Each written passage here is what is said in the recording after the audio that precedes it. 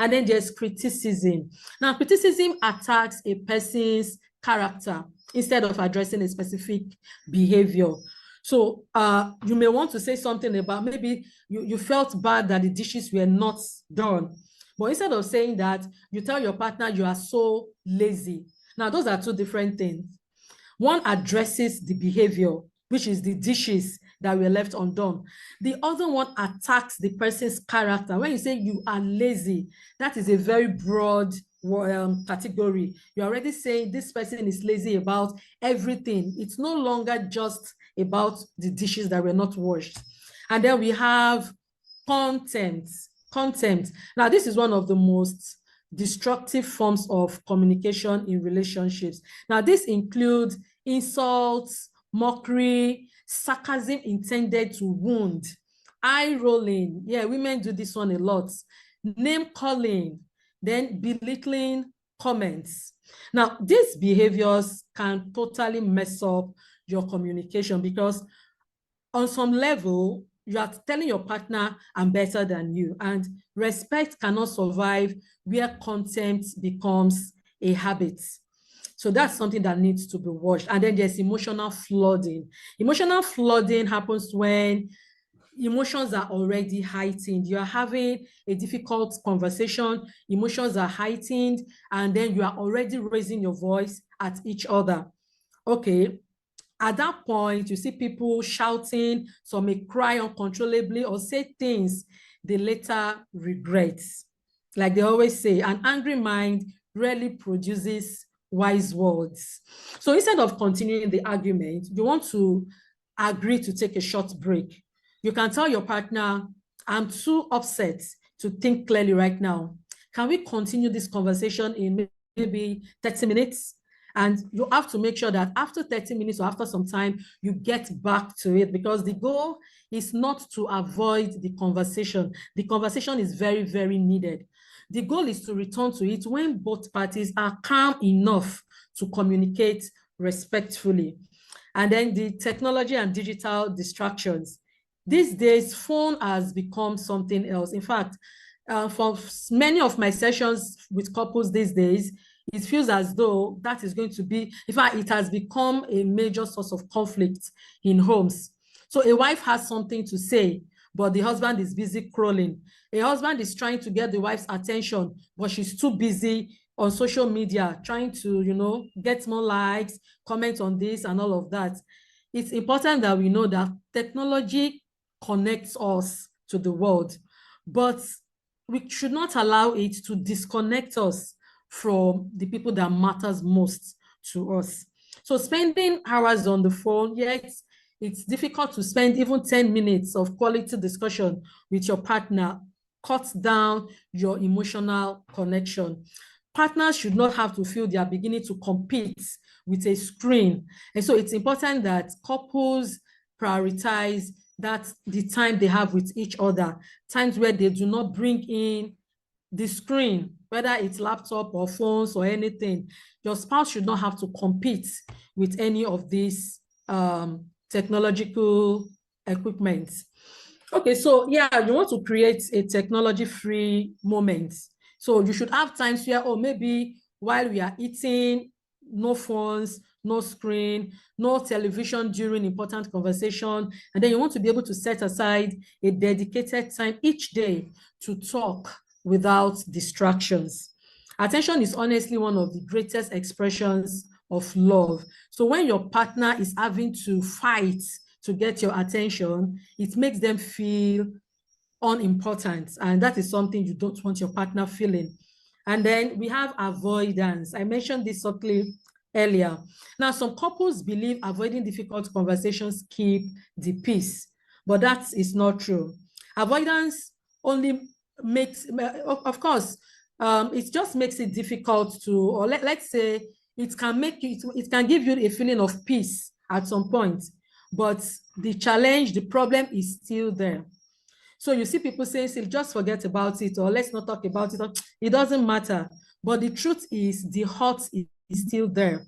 And if the issues are not addressed when they should be, it would escalate later. So silence may just be you postponing conflict, and it becomes a bigger conflict much later on. Okay, so I'd like us to take a moment to just ask ourselves, which of these communication barriers do we struggle with the most? Because I know that we definitely have, every one of us is struggling with one of these things, and it's something that we need to become aware of so that we can begin to work on them. Yeah, so which of these communication barriers do you struggle with the most? Which of them do you think your partner struggle with the most? I just want you to think about it. You don't need to do anything here. I know it's not something you want to share publicly. Okay, so it's important that we are aware of these things, because awareness is always the first step to change. Okay, let's just quickly summarize all that parts. Healthy communication does not happen by accident. It requires intentional effort, and this happens when couples are able to replace assumptions with questions. They're able to replace criticism with kindness. They're able to replace defensiveness with humility, and then they're also able to replace avoidance with honest conversations. That way they can create an atmosphere where trust can flourish. All right. Okay, now we'll quickly go into conflicts in marriage, conflict resolution. I hope you are still following. Can I see your emojis if you are still together? Okay, thank you. Okay, so conflict is something that we cannot avoid. As a matter of fact, I say conflict is inevitable. We cannot do without. In fact, as counselors, we are not scared, we are not worried when there's conflict, because we are focused on how to manage it. I mean, you can't have two people with different personalities, different backgrounds, different values, different experiences, different expectations, and communication styles come together to build life together, and there won't be disagreements. It is not possible.